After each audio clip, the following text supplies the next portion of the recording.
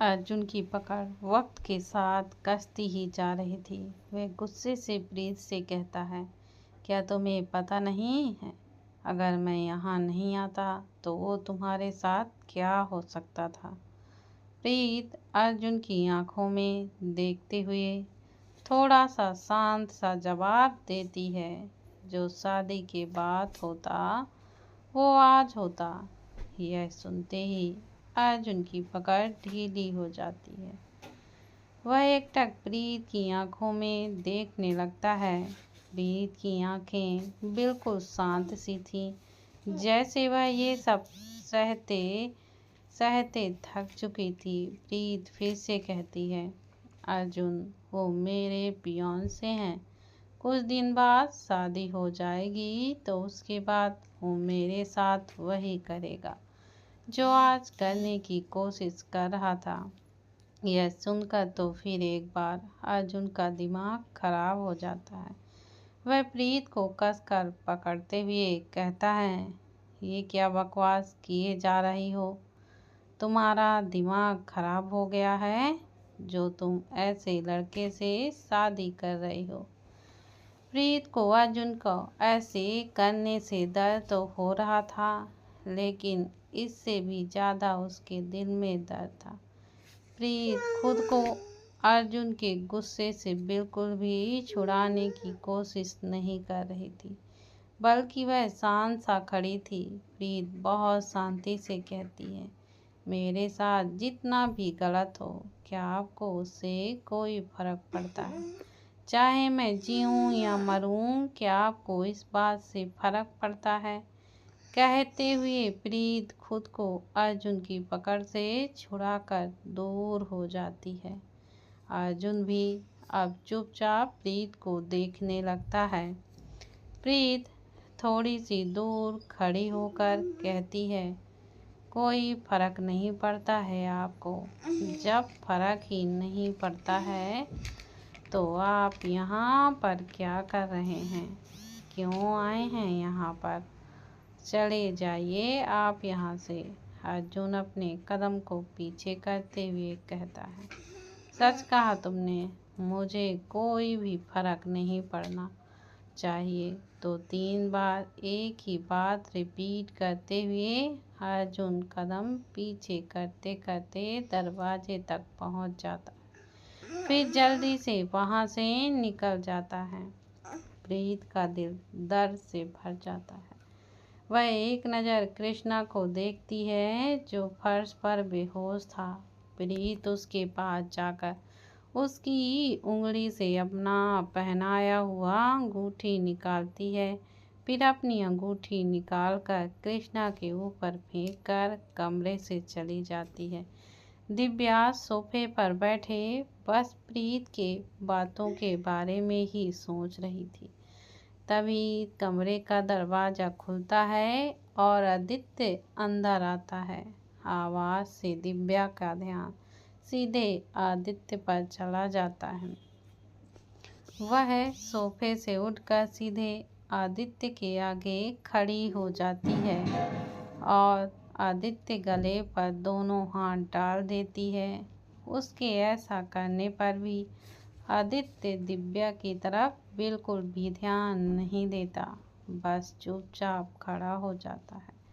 दिव्या आदित्य को देखते हुए कहती है, मैं सच कह रही हूँ, मेरा इरादा गलत नहीं था। आदित्य सर्द आवाज में कहता है, इरादा सही हो या फिर गलत, लेकिन तुम्हारे इस सवाल से मैं बहुत हर्ट हुआ हूँ वाइफी। दिव्या गिर से सर झुका लेती है। सर झुकाए हुए वह धीरे से कहती है, I am really sorry. Aditya थोड़ी देर तक दिव्या को देखता है और दिव्या के चिन्ह को पकड़कर ऊपर उठाकर आंखों में देखते हुए कहता है, अगर तुमने मुझ में और तुम में चुनने के लिए कहा होता तो मैं सिर्फ तुम्हें चुनता। लेकिन कहते हुए आदित्य दिव्या के चिन्ह को छोड़ देता है।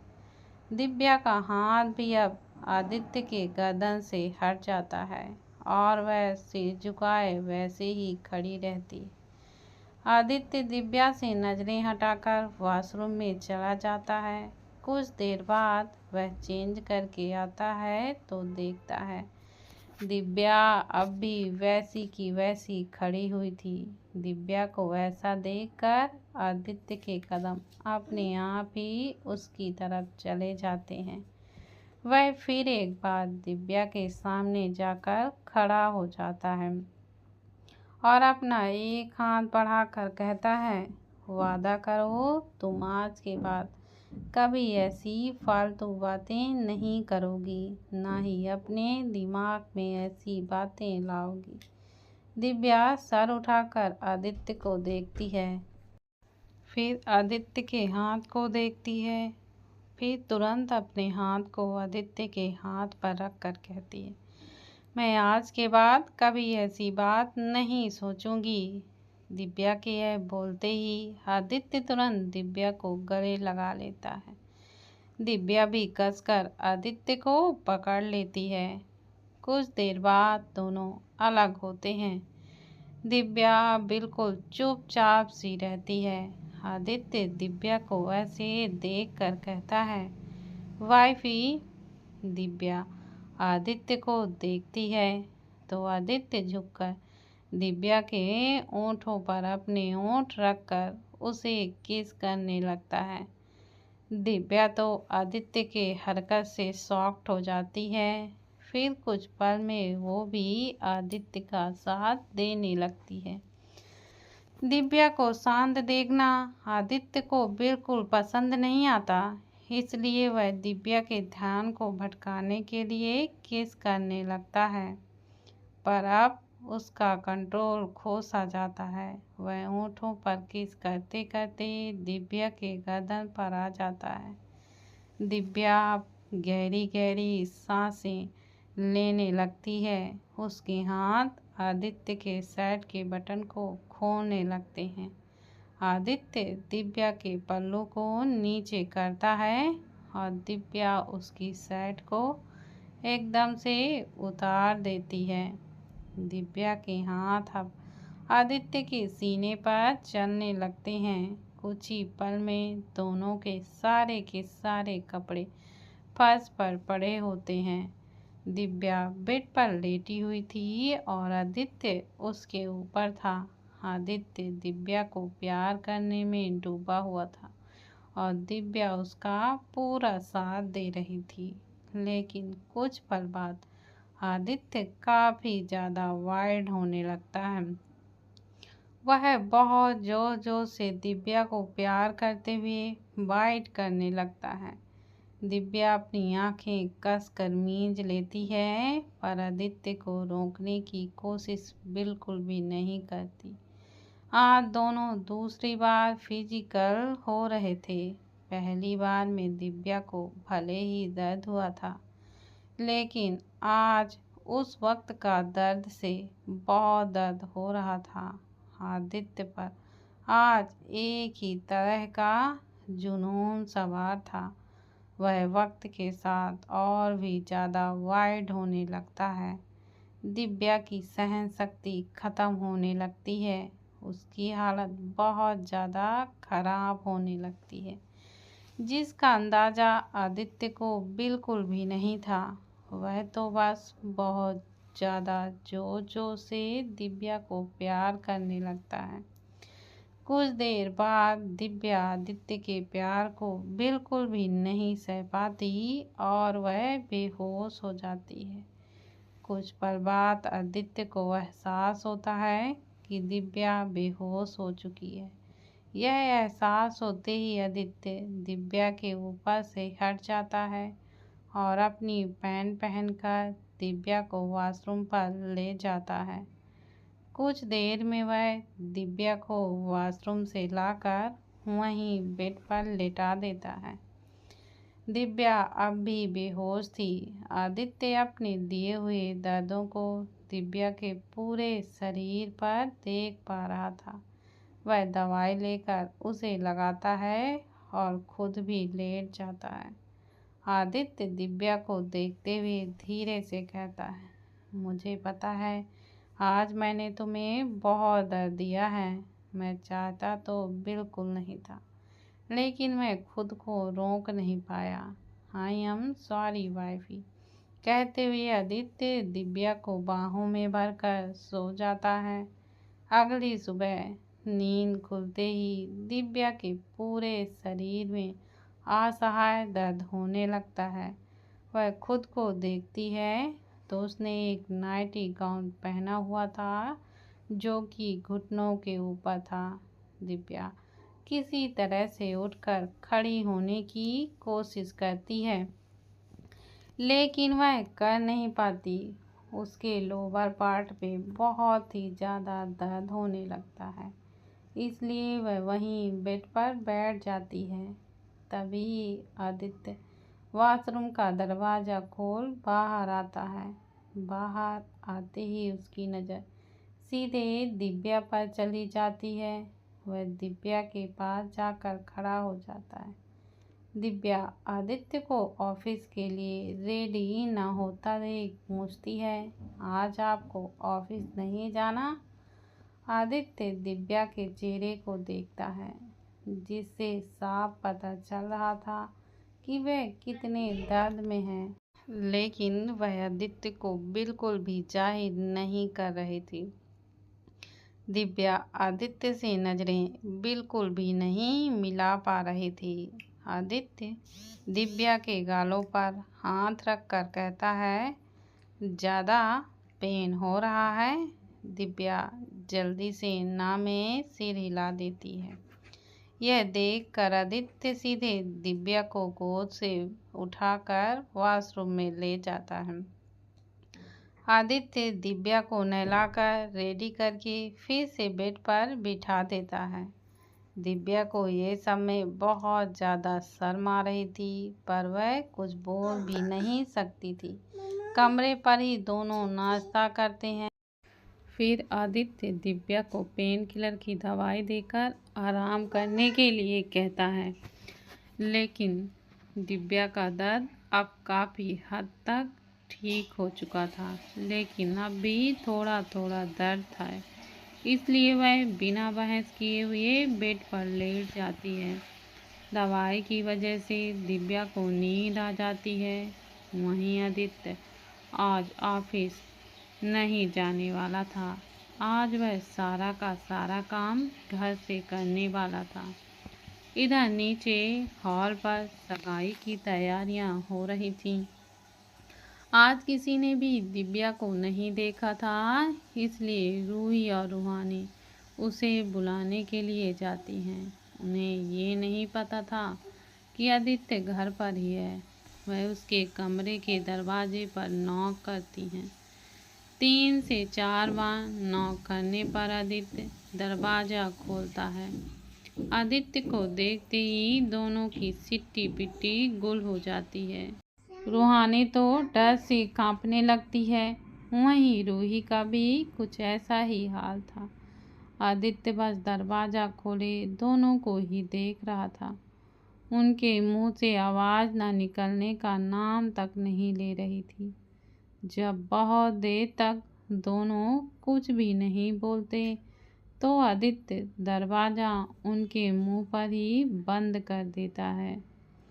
दरवाज़ा बंद होते ही दोनों दौड़कर नीचे चले जाते हैं।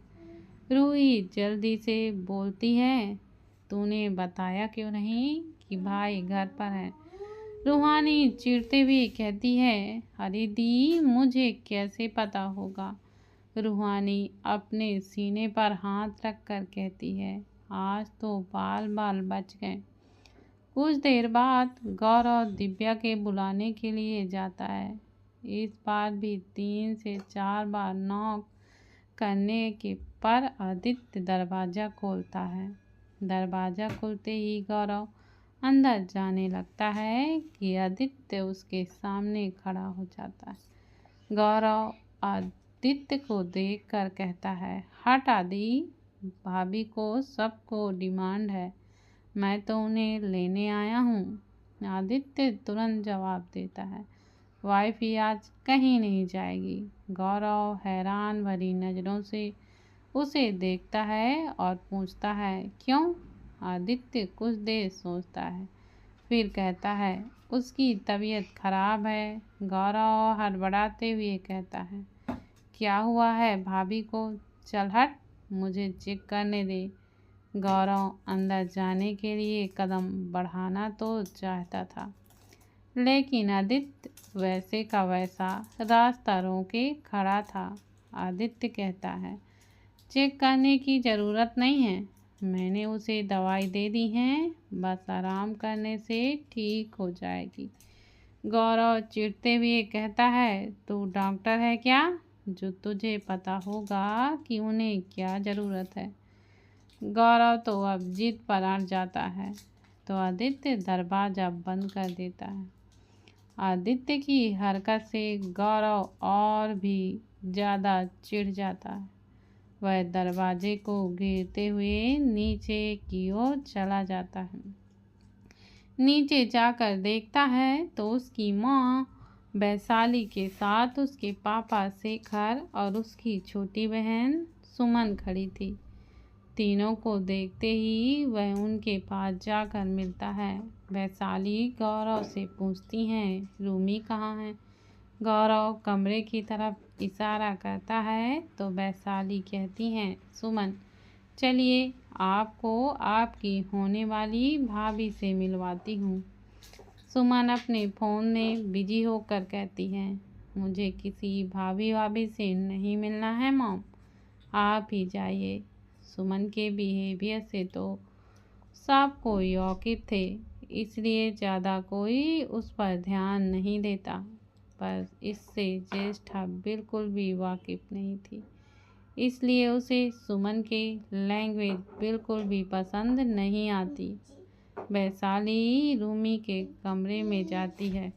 आज अर्जुन और गौरव दोनों की ही साथ में सगाई होने वाली थी। वहीं अर्जुन कमरे में बैठा कल की हुई बातों के बारे में ही सोचे जा रहा था। अर्जुन खुद से ही कहता है, प्रीत को कोई भी छुए मुझे क्या फर्क पड़ता है। फिर कुछ वक्त शांत रहने के बाद कहता है, लेकिन सच तो यही है कि प्रीत को किसी और के साथ मैं बिल्कुल भी नहीं देख सकता। उसे कोई छुए मैं बर्दाश्त नहीं कर सकता। ऐसा क्यों? बोलते हुए अर्जुन अपना सिर पकड़ लेता है। वहीं प्रीत अपने कमरे में थी। कृष्णा की हरकत के बाद राठौर परिवार ने तो रिश्ता तोड़ ही दिया था। शंकर प्रीत के कमरे में आते हैं। उन्हें देखते ही प्रीत उठकर खड़ी हो जाती है। शंकर प्रीत को बैठने को बोल खुद भी बैठकर उसके सामने बैठ जाते हैं। प्रीत नज़रें झुकाए बैठी हुई थी। तभी उसके अपने पापा की आवाज़ आती है, आई एम सॉरी बेटा।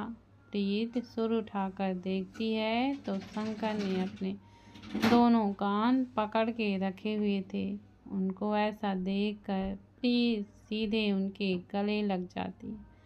शंकर जी गिर से कहते हैं, हम सब आपकी भलाई चाहते थे, लेकिन वो लड़का ऐसा होगा हमें बिल्कुल इसका अंदाज़ा नहीं था, इसलिए प्लीज़ हमें माफ़ कर दीजिए।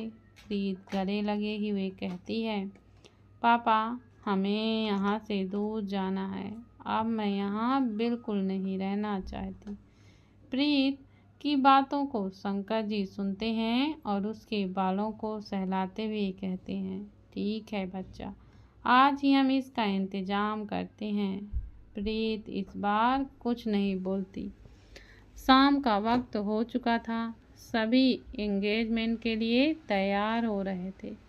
दिव्या की भी नींद टूट जाती है और उसका दर्द भी ख़त्म हो चुका था। दिव्या तैयार होकर आईने के सामने खड़ी होकर अपने बन बनाने में व्यस्त थी और आदित्य दीवार से टिककर उसे ही देख रहा था। दिव्या ने आज लहंगा पहना था जो हर तरफ से कवर था, लेकिन उसकी कमर और पेट साफ दिखाई दे रहे थे। काफ़ी लाइट मेकअप और कम ज्वेलरी के साथ दिव्या बहुत ही प्यारी लग रही थी। दिव्या की नज़र अचानक से आदित्य पर पड़ती है, जो अब भी दीवार से टिककर उसे ही देख रहा था। आदित्य को देखते ही दिव्या देखती ही रह जाती है। आदित्य अपने कदम बढ़ाते हुए दिव्या के पास आकर खड़ा हो जाता है और थोड़ा सा झुककर उसके कान पर धीरे से कहता है, तुम्हें देखकर मुझे तुम पर बहुत प्यार आ रहा है। मन कर रहा है नीचे न जाकर तुम्हें ही प्यार करता रहूं। यह सुनकर दिव्या शर्म से नजरें झुका लेती है। आदित्य फिर एक बार कहता है, इट्स ओके, मैं पार्टी ख़त्म होने तक का इंतज़ार करूँगा, उसके बाद हम रोमांस करेंगे। यह सुनते ही दिव्या आदित्य को देखकर जल्दी से ना में सिर हिलाते हुए कहती है, नहीं आज नहीं, मैं थक चुकी हूँ। आदित्य दिव्या को पीछे से हक करते हुए कहता है, कोई फ़ायदा नहीं है वाइफी, मैं तो खुद को बिल्कुल भी रोक नहीं सकता हूँ, सो तुम्हें कोऑपरेट करना ही पड़ेगा। अब तो दिव्या की हालत एकदम से खराब हो जाती है। आज के दर्द से तो वह अभी बाहर आई थी और फिर भी आज रात भी उसे यह सब सहना पड़ेगा। यह सब सोचते ही दिव्या थोड़ी सी डर जाती है। दिव्या को बस इसी बात से डर था कि आदित्य वाइड हो गया तो फिर वह एक बार दर्द की शिकार हो जाएगी। वहीं आदित्य दिव्या के दोनों हाथों के ऊपर अपने हाथ चलाने लगता है। उसकी हरकत से दिव्या सिरह सी उठती है। आदित्य अब दिव्या को किस करने लगता है। दिव्या को जब यह एहसास होता है तो वह जल्दी से आदित्य से दूर होती है और कहती है, आप कल बहुत वाइड हो गए थे, जिससे हमें बहुत ही ज़्यादा दर्द हो रहा था। आज मैं वो सब बर्दाश्त बिल्कुल भी नहीं कर सकती। दिव्या के यह बोलने से आदित्य दिव्या को देखने लगता है। एकदम से आदित्य के एक्सप्रेशन चेंज हो जाते हैं, जिसे देखकर दिव्या आदित्य के पास जाने लगती है, लेकिन आदित्य अपने कदम पीछे लेने लगता है। दोस्तों प्लीज़ आप लोग मेरे चैनल को ज़्यादा से ज़्यादा सब्सक्राइब करें और शेयर करें, जिससे कि मुझे आगे की बनाने में वीडियो प्रेरणा मिले। सो दोस्तों धन्यवाद आप